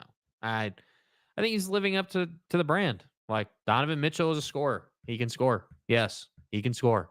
But he just hasn't been in the right situation to go out and win. I mean, that's what it is. I don't know how I don't even know how that's controversial. You sat here yesterday and said he was not talented. I did not. And he say was that. selfish. No, and he's the reason didn't. the Jazz didn't win. No, that's not what I said. Oh, wait, that's every Jazz fan. Yeah, that's right. That's bullshit. I think Donovan Mitchell's a star in this league. He's in the second cut. He's below, like we use Devin Booker as a compared. Donovan Mitchell's not as good as Devin Booker, but you're watching a guy grow right in front of your eyes. I don't know what more he can do. Does this kind of domination prove a point for the Boston Celtics? I don't believe that it does. Yeah, I mean, it almost feels like they're doing what they should be doing. Like Yes. I hesitate to say that in the playoffs, but yeah, like based on what we see on paper and the stats and everything that was done this season by these two teams, like the Celtics should probably sweep the Cavs. Like, and I hate saying that, but that's pretty much how it looks. And I think that the problem for the Celtics is going to be when they get to the conference final matchup and they got to figure out, hey, like, how are we going to beat probably the Knicks? I would think. How are we going to beat the Knicks? That's a superior beast to the Cavs. They give you problems in all sorts of different ways. So yeah, I think if you're Boston, your mission here is to sweep this series and get some rest. Like, get a couple days extra rest. You know that Knicks Pacers is going to be a long series. They're going to be playing for a while. So, ideally you come into game one of the Eastern Conference Finals, rested, ready to go, and whoever you're playing. If you're Boston, you better sweep. Yeah. My question is, are you leaning Knicks or Pacers? I'm leaning Knicks. I think that the Knicks have enough to win this series. I think that to win on the road in this series, they're going to have to play really smart basketball. Like, obviously these two are rivals. Obviously there's a lot of emotion. It's physical. Yep. Like, but you have to be able to identify that in this series and play through that in a smart way. I think ESPN was debating Jalen Brunson or Anthony Edwards. I think Jalen Brunson's been the best player in the playoffs. And I think he is going to carry the Knicks as far as they go. But you look at that last 2-minute report out of the Knicks Pacers game one. They validated the offensive foul call on Miles Turner. But I agree that if they call that offensive foul on Dante DiVincenzo, that may change the game because he did hit a 3 after that. Right? They missed those 2 calls. 1, they should have called an illegal screen on DiVincenzo. And 2, it was not a kickball. This series is going to go right down to it. I'm not comfortable at this point. After one game of this series, I am not comfortable saying that the Knicks are going to win this series. I am leaning towards the Knicks because I think that Jalen Brunson's, again, the best player in the playoffs so far. But this Mitchell Robinson injury for the Knicks, like how? Mm-hmm. Out for the year, 6 to 8 weeks with a stress injury in his ankle. He's a really important player for them. And I like Hartenstein, but he's not Mitchell Robinson. Mitchell Robinson's a little more dynamic and a little longer defensively. And I think that Hartenstein is going to have to find a way now to really step up because you're not going to replace Mitchell Robinson. Right. I think that's a real blow, and I need to see how the Knicks bounce back from this loss because he is a significant loss for that roster. Yeah, and I think that, the only thing I disagree on is who's been the best player in the playoffs. I think it's been Anthony Edwards. I think that Anthony Edwards shocked people with the dominance over the Suns to the point where people are now like, whoa, like the Wolves are up 2-0 and they won both of those games on the road against Denver, and He had dynamic performances. Maybe we should be taking it a little easier on the Suns. But doesn't Ant have a lot more help? I mean, if you look at that roster, we're talking about the best defensive team in the NBA, and Rudy Gobert won the Defensive Player of the Year. But he didn't play in game 2. Agreed. And they were better for it. But if I look at that Minnesota roster, and if we're comparing Brunson versus Ant, I think Anthony Edwards is a great player. I think without Jalen Brunson, the Knicks aren't a playoff team. I think without Anthony Edwards, the T-Wolves make the playoffs. Now, are they dynamic? Are they explosive? They're not. Karl Anthony Towns before Ant, was not the player that he has been after. And I think that there's still an odd dynamic between the bigs on that team. But there's no doubt they're more talented. There's no doubt they're more dynamic than the Knicks are. The Knicks are very dependent on their guards now. And now I think OG Anunoby and Hartenstein are really going to have to play significant roles if the Knicks are going to win. Mm-hmm. Ant can default to 3, 4, 5 other guys. I mean, hell, if you just have Slow-Mo stand in the corner and hit threes. Mm-hmm. I mean, I think Anthony Edwards has far more help than the little guy in New York. And I think that... But I also think I agree. I also think that's balanced out by who he's playing, though. Denver is superior to anything in the East. Like, Yeah, but Denver's not Denver. I mean, this ridiculousness with Jamal Murray, how did he not get suspended? And I'm sure you guys saw this. Jamal Murray got fined. 100 G's. $100,000. That's a lot of money, dude. For throwing a towel and a heat pack on the floor. Yeah. While the Timberwolves were on that end playing offense. And they didn't suspend him a game. You find this dude 100 G's? Which to Jamal is not very much money, No, I might point out. It's a historically large fine. You fined him $100,000. But you didn't suspend him. If it's the regular season, does he get a game? Yes. Absolutely. I think there's a chance he gets a couple games. It's wild to me. I don't know. I really struggle with this comparison of Ant and Brunson. I agree with your take that Ant's got a lot more to work with. Defensively, he's got way more to work with. Now, if you watch the tape, Ant's working his ass off on defense, and that's doing a lot for his team. So he deserves credit for that. But he does have more talent to work with defensively. I agree.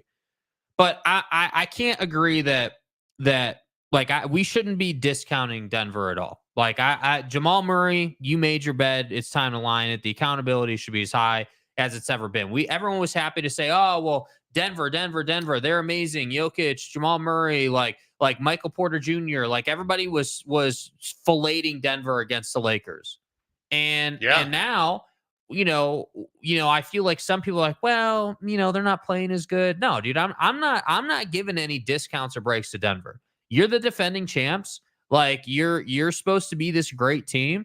Well, now it's time to prove it, because now you're going to have to win 3 on the road to win the series. And I'm not quite sure how that pans out for you against this team. So, I think it's a tough comparison, because I do believe the West is superior to the East talent-wise. Like in terms of competition, level playing field, like it's a difficult conference to win.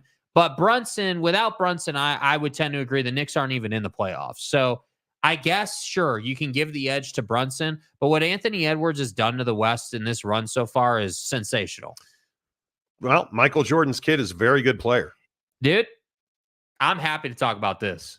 He looks like Mike. He plays like Mike. He's got the same physical attributes that Mike had in his game. He's got the hops. He shoots it well. He is a trash talker.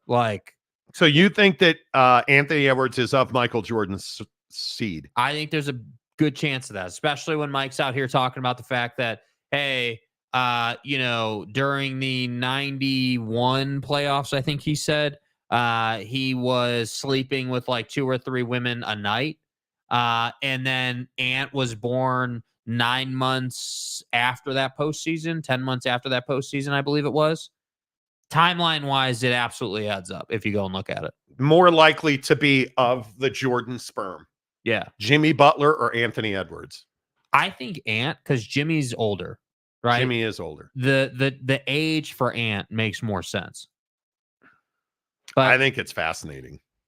And Jordan's think out it's here saying fascinating. things like, I'm sure I've got kids that I don't know about, and I'm sure I've got kids who are playing in the NBA today. Just Yeah. really, it's very interesting, especially when they do the face overlaps and it's pretty much identical. Like It's wild. It's wild. Like it's hard to deny his facial structure is just like MJ's. Like you see the similarities in the nose, the eyes, the cheek structure, his lips, like they look the same, man. Yeah, we'll see. We'll see. I don't know. Now, I do, before we get to that, the other thing I want to say about Ant, I love the fact that he's saying, nah, we still got work to do. Like, he's in the press conference. He's not letting up at all. He's saying, hey, that Job's whole thing not about done. throwing. Yeah, exactly. Job's not done. Like they're going to throw a punch. We got to be able to take that punch and be ready to throw ours. Like I love where his mindset is at. And I think that he told a story about how over this past summer in the offseason that Steve Kerr essentially roasted him and said, hey, like you're not working hard in your workouts. You need to go watch, Steph and Clay and Draymond work out, and then you'll see what it is.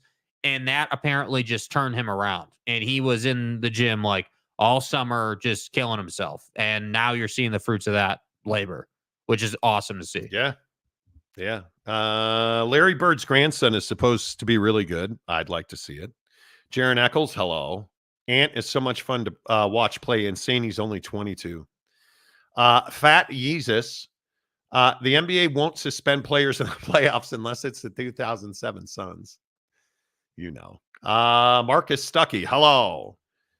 Is it time to get MJ on Maury? I believe Dude, it is. I mean, I think it's a legitimate thing. That would be funny. Like, I don't know how people are like, oh, well, there's just no way. I think there actually is a way, man. Like, it's close. It is close to me. Who's the best team in the NBA right now? I think in the playoffs. I think it's the T-Wolves. How is it not? And again, I just want to point out that while we're taking victory laps, I've been saying that for I've been saying 2 that weeks. since I told you they were in the East, bro. Yeah, I mean, I've been saying that since before the Denver series. So yeah, yeah, I told you. Mm-hmm. Yeah. I think it's not even a question. The Luka Doncic last night, I mean, was what a disappointment. Living up to his brand. What an absolute disappointment. And I'll continue. I told you so, dude. I told you this. Yeah. He's not a championship player. Yeah. He's not a leader. My name is Luka. And I love how Maverick fans got at me on Twitter last night and were like, oh, he's hurt. Who cares? Everybody's hurt. Yeah, it's the playoffs, dude. Come on. You either win or you lose. And he's a loser. He's not a winning player. And we can sit here and he can pout and he can cry and, oh, it's me. Okay, cool. You're not a championship player. Yeah. You're just not. And I don't know what it'll take because there's no excuses about not having help because you got help now. Yeah. And you got your ass run off the floor. And I'm not saying that I think OKC can give Minnesota a run. Yeah. And I think OKC is a better team than Dallas. You're not that much better.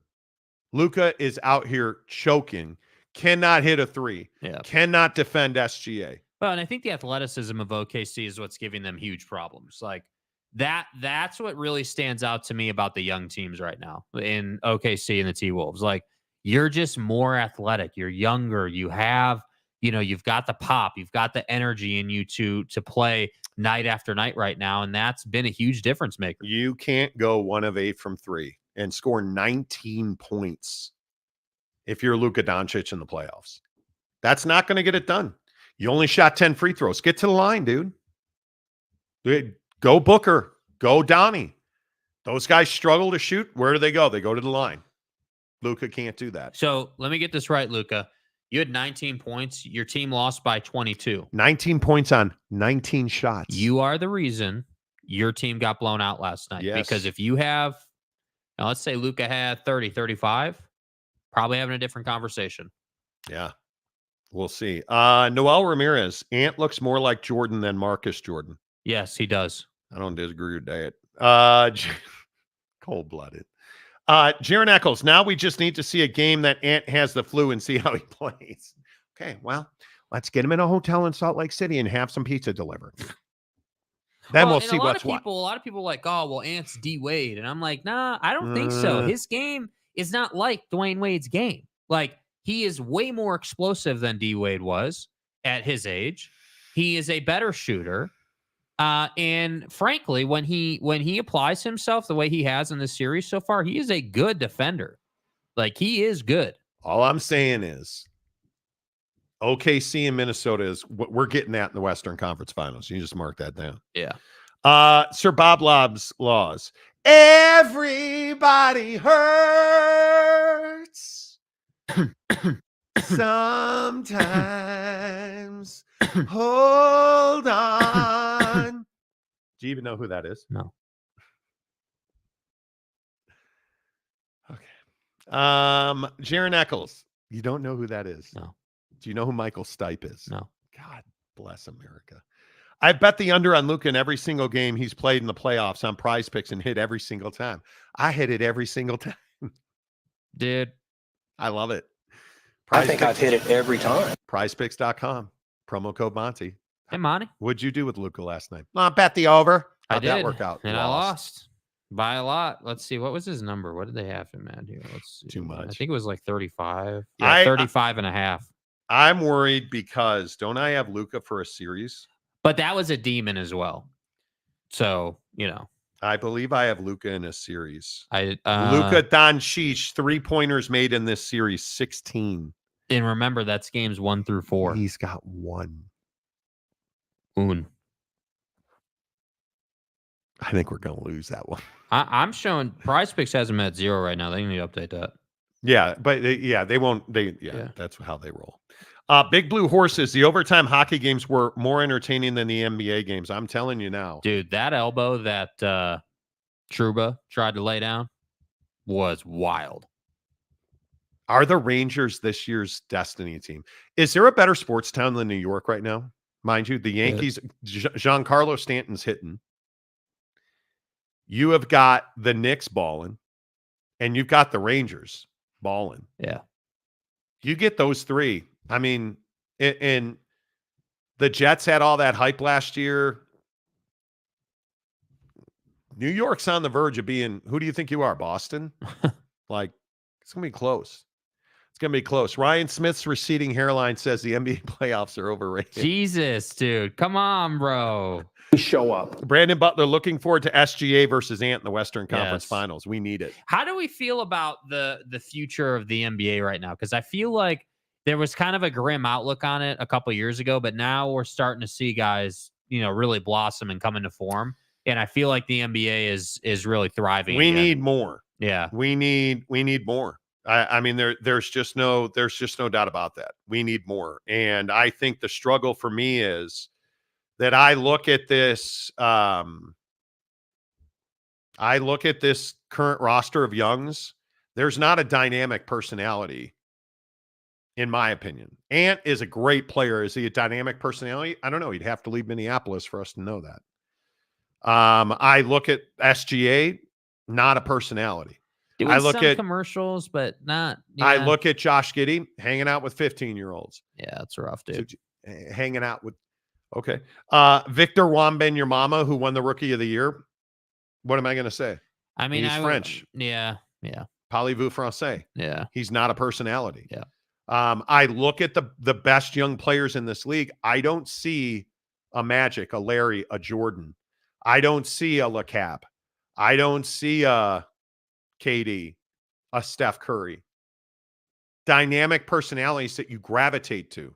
Yeah. Games you gravitate to. No doubt you gravitate to Victor Wembanyama's game. Yeah. Anthony Edwards' game. No doubt about that. But is Rick Brunson's kid exciting off the court? He's not. He's not. And I think and we're seeing this more and more because now we are getting Gen Zers. We're coming out of millennial superstars going into Gen Zers. Look at the Gambler in Los Angeles. Yeah. Is the Gambler somebody you can be like, oh, yeah, that's my favorite player? Well, sure, because he hits bombs. You buy a New Balance because the Gambler told you to? You buy a New Balance because a bunch of these dudes in the league are wearing it? You buy a New Balance because Mike Trout wears Nike? You don't even know who the hell Mike Trout is. I'm telling you, there are 15-year-olds who don't care about Mike Trout. Yeah. Because he's not a personality. And he's always hurt. So this coming out of the millennial sports star, going into the Gen Z sports star, Dude, there's a lack of personality. And it's emblematic across that generation. I'm very curious. Yes, Fat Jesus. Dynamic personalities are a must. Sign DeAndre Ayton. Excuse me. Dominating. Thank you. Mike Smith, a good day of fishing sounds perfect. Okay. Sir Bob Lob. Rudy Gobert can give him the flu. Dude. Cold-blooded. It'll never be forgotten, man. He will never, ever live that moment Ever. down. The coronavirus. Even if there's a pandemic. Everyone share the Monty Show and hit the like button. It's easy and free. Yes, please do. We are at just about 1,000 views and only 69 likes. Please hit the like button. Come on, man. Get us over 100 at least. Let's go. Don't forget Giving Friday, this coming Friday, if Jake shows up to work. Presented by the Advocates. Raising money for kids' activities over the summer on Friday. Be here or be square. You're a jerk.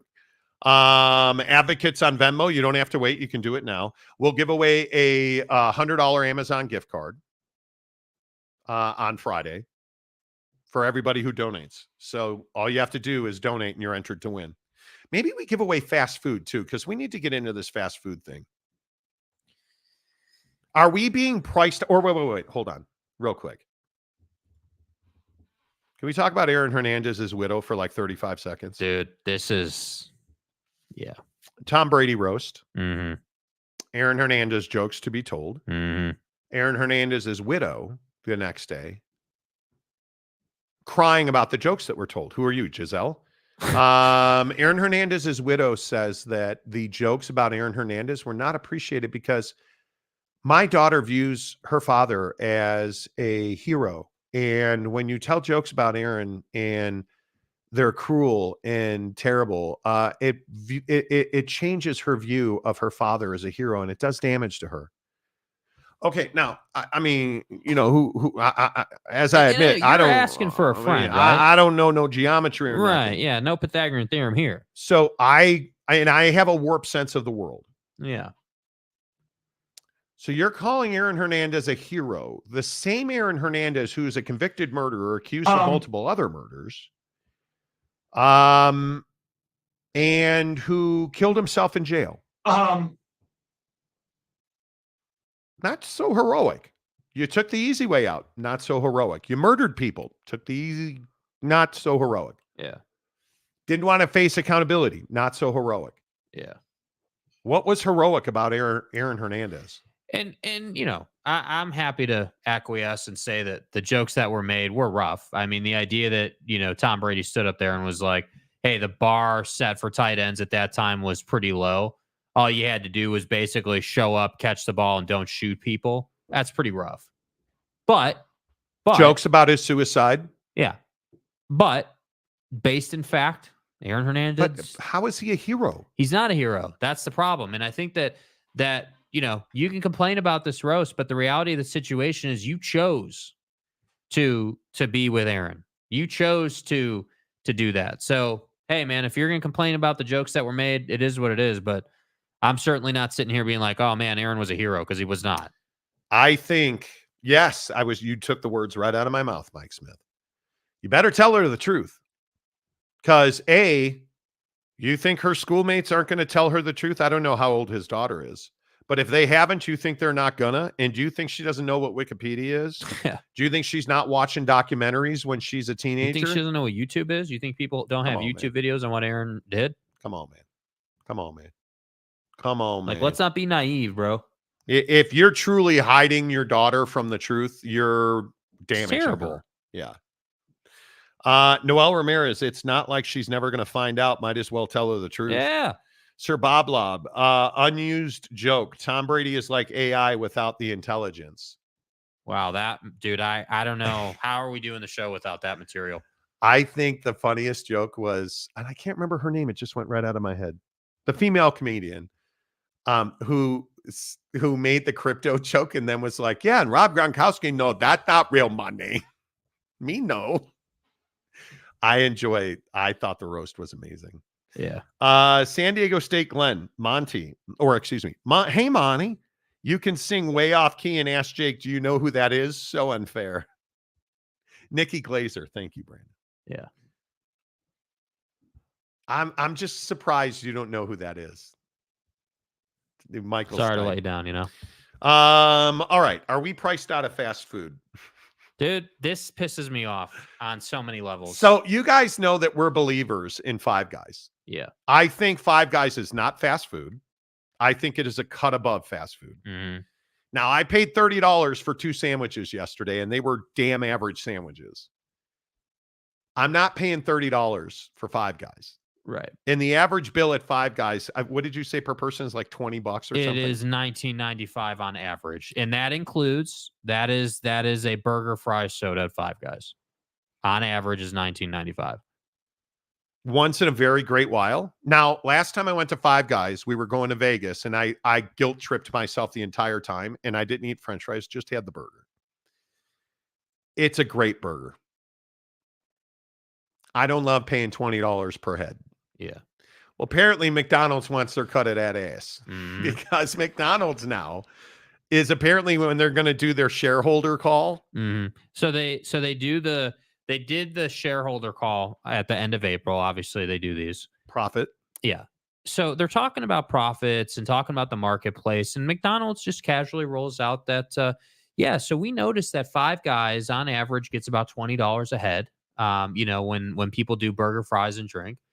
So what we're going to do is we're going to create a beefier burger, a burger that is bigger, that allows us to justify $13 to $15 a head when you order a burger, a drink, and fries. And we feel that we can create this burger and make it bigger. And they're not saying that, like, there's no specifics quite yet. They're still piloting it. They're still, developing it or whatever. But basically the idea is, and this is why it bothers me so much. The idea is that a brand that is built on value, on, hey, we're cheaper than everybody else, is now not that anymore. If I'm having to pay $13, $14, $15 a head at McDonald's, you're not McDonald's anymore, dude.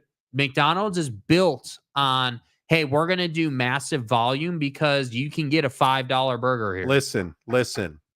If you're going to make a bigger sandwich, make the Filet-O-Fish bigger because it's the best sandwich you have. But I'll continue to tell you this. Stop eating at McDonald's. Yeah. Stop it.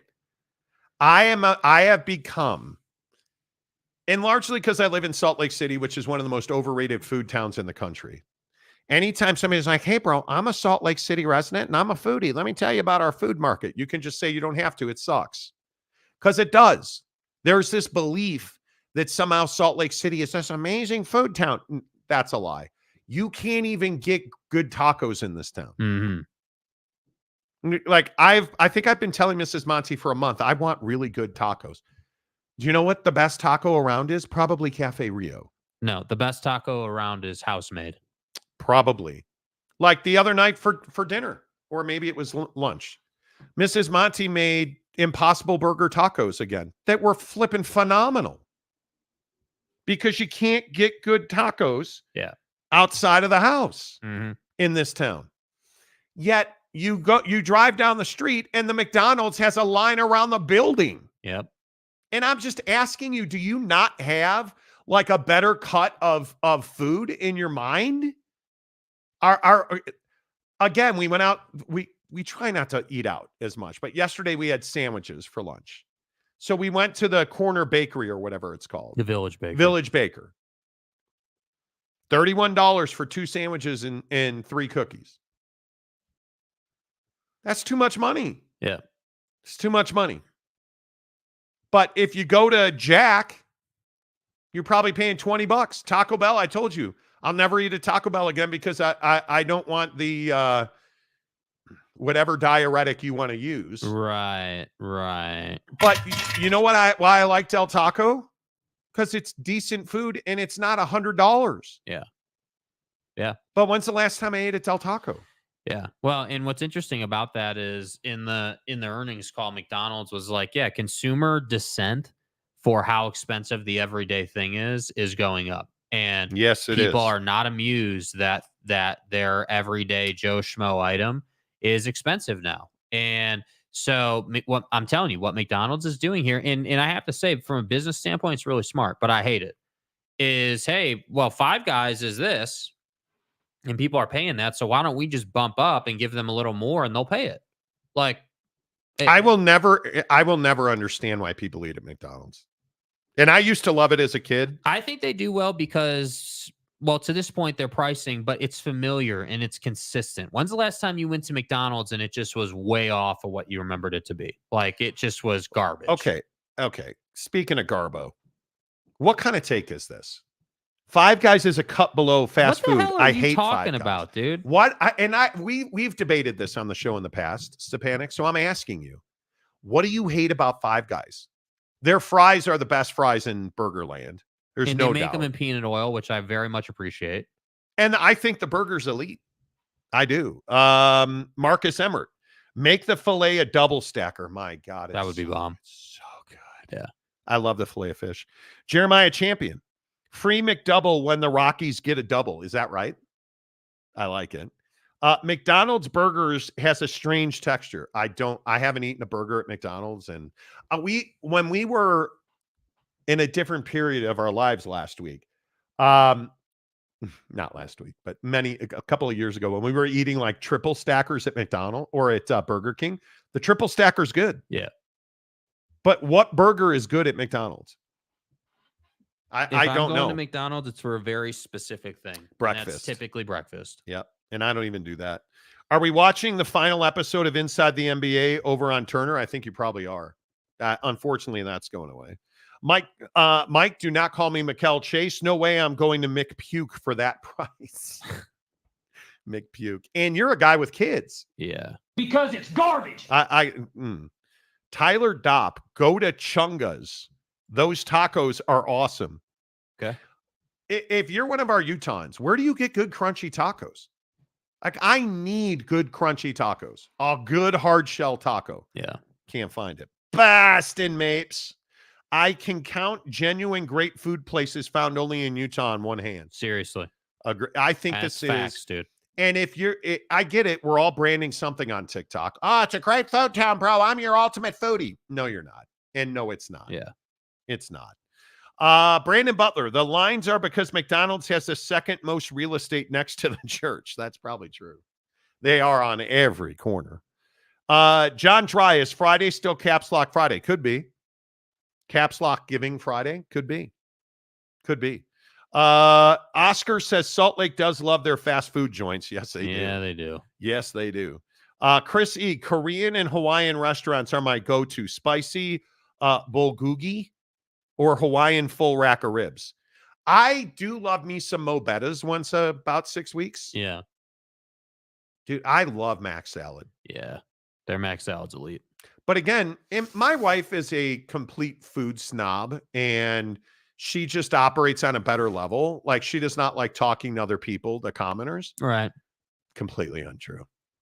But my wife in Hawaii now, we generally we stay in places with a kitchen, not the kitchen, but a kitchen. So we cook or we eat sushi in Hawaii, and it's amazing. It's amazing. Fat Jesus. I love me a Big Mac when I'm not feeling well. There you go. There you go. There you go. Love Super Chicks fries. So good. So good, bro. So good. The only reason I go to McPuke is because my kids ask for it. There you go. Exactly right. Exactly right. Wendy's is superior over McDonald's. The Dave's Double's tough to beat. But the service at Wendy's sucks. Garbo. Sucks. Facts. Jeremiah Champion, man, BK used to be king. Nowadays, I prefer Wendy's. There you go. There you go. Longhorn Pep. Shake Shack is my favorite burger as far as chain restaurants. You guys know, I should admit this now. I've never had a Shake Shack burger. Chicken Sando, hell yeah. Shake Shack burger? Yeah. The fries, the crinkle cuts are gas. Yeah. Super Chicks is the only place I feel happy spending $20 for a meal. Truth. Yeah. Totally with you. Roche, what's up, Roche? The McDouble and the medium fries for $3 is fire. You can only get it by the app, though. It's $3. But you can only get it by the app. He's right. So, and I'm cool with McDonald's forcing you to use the app. Okay, fine, whatever. But for $3, cool. Cool. Like, there's a certain expectation at the $3 level. I'm not expecting gourmet food at that point. But the problem I have is you're pushing your prices and you're not really raising the quality all that much. That's what I'm saying. The quality's not going up. Yeah. Tyler Dopp, I haven't been on the show for a while. Do y'all still golf? Bro, what kind of question is that, dude? Y'all want to play. Like, I am obsessed with golf? I am obsessed with it. And if you're not buying the yellow Kirkland golf ball, you're not missing living out, right. bro. You're not living right.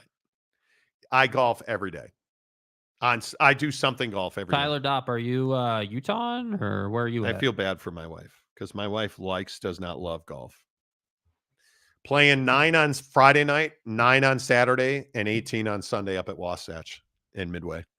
Jeremiah Champion, 50% off 10-piece nugget. Well, see, chicken nuggets are on a different level, though. Dude, that Korean steak is pronounced bulgogi, and it's awesome. Okay. Cool. Bulgogi, not K-go. Okay, man. Get on them nuts. Bro, y'all are treating my guy over here like he's supposed to know this. Buffalo Hunter, have y'all followed the Drake versus Kendrick beef? Yes. I want to understand. I'm going to say the same thing that I always say. Mm-hmm. You guys are billionaires. Why are you shooting each other? Because it's good for them. That's why. Drake and Kendrick have a beef. Yesterday morning at Drake's multi-million-dollar mansion in Toronto, there was a shooting at 2 a.m. Why are you trying to kill each other? Or your folks, your peeps in your squad? You all got it good. Can you not just bask in that? Can you not? Okay, fabricate your beefs behind the scenes. Don't shoot people. Yeah. What are we doing? What are we doing? Bastin Mapes. Hold on. I'll pay 20 for a deluxe or a cordon bleu, but I ain't paying 5 for a Bacavo. My man. Stay hard. My man. Dude, who do you think you are? My Coming man. in here hating on the Bacavo? It's clearly the best My man. sandwich on the menu, dude. My man. My man. Bacavo. Delaric, Whataburger is my number one. Can somebody please inform Mr. Don't Know Who Michael Stipe The unbelievers. is that Whataburger is a good burger? Mid. And DQ is my backup fast food burger. DQ, okay. K Nurin, I go where you can get a coupon. Okay. Nothing wrong with that. Jeremiah Champion, OMH Rosa's Cafe. I missed that place. Taco Villa, Lubbock Gems. Okay. Red Robin has good burgers. Yeah, but see, again, Red Robin's a full-service sit-down. Why be a jerk? My friend owns a Mexican restaurant. Free tacos all the time. So jelly. So jelly. Tyler Top. Yeah, I'm in Lehigh. Ran into you guys at Sun Hills or Valley View up in Layton. Just haven't heard you guys talk about it today. Dude, I remember you, bro. Yeah, I remember you. At Sun Hills. Sun Hills up in Layton. In the parking lot, I remember. Yeah. Yeah. We golf all the time. Yeah, bro. Cannot wait for Canyons to open. Maybe at that point I'll be able to actually, consistently hit an iron. This winter has been rough for my iron game. I'm trying to get and learn this new swing, and it just John Dry. I think the only thing Rosas has over Taco Villa is Rosas has beer. Okay. Tanner Plummer, a member for 16 months. Yeah, boy. Sup, guys? What did I miss? Nothing. I mean, you only missed the trigonometry conversation we had. That's all. Nothing. Jeremiah Champion. I've been told I sell some of the best burritos in town. Love cooking Mexican food. Okay. If you're not making your tacos and tortillas or tacos and burritos with raw tortillas, the Costco raw tortillas. Yes. So good. Stepanik, one of the best burgers I have had is at Red Lobster. That's disgusting. Shooter, Texas. The DQ Belt Buster was bomb in the 70s. Hasn't been the same since they changed it in the late 89-ish era. Since then, Whataburger is the way. Right. K Nurin, dinner and a movie at Red Robin. Okay. I haven't been to a Red Robin in a long time. Yeah. Jim Roma Dunze, Dick's Drive-In is really good and treat their workers way better than most. Macaque. My guy up in Cottonwood, Midvale, drive-through. Hires Big H. Maybe I'm going to drag Mrs. Monty's ass up to Hires Big H this weekend. Patty melt. I need a patty melt. Little burger. For a taco, for a good taco, go find a food truck that you need to speak Spanish to order Or they have pictures you can point to order. Truth, man. Yeah, you're not wrong about that, bro. Mapes gets the last word today. I'll home make a burger as long as I can put a fried egg on it. Egg on burger is so undervalued. Yeah, dude. Undervalued. Yes. There you go. The Advocates at theadvocates.com present the Monty Show. Giving Friday, just 2 days away now. Giving Friday. We're trying to raise $1,000 for the Advocates this Friday. Working to help kids in our communities get things like bikes, have a summer life, have a summer activity. Let's donate to the Advocates. If you get in an accident, you get hurt at work today, I hope not. But if you do, theadvocates.com, the best workman's comp attorneys. And listen, if your job's handling it, you have nothing to lose. Go to the Advocates and say, here's what my job, my boss, my lawyers, my workman's comp insurance is doing. Are they handling it? And trust me when I say, if the Advocates tell you they are, you're good to go. Because the Advocates will tell you, yeah, you're good to go, bro. You're good to go. Theadvocates.com. Chat with an attorney live online 24/7, 365. Until tomorrow. Say goodbye, Jay. Goodbye, Jay.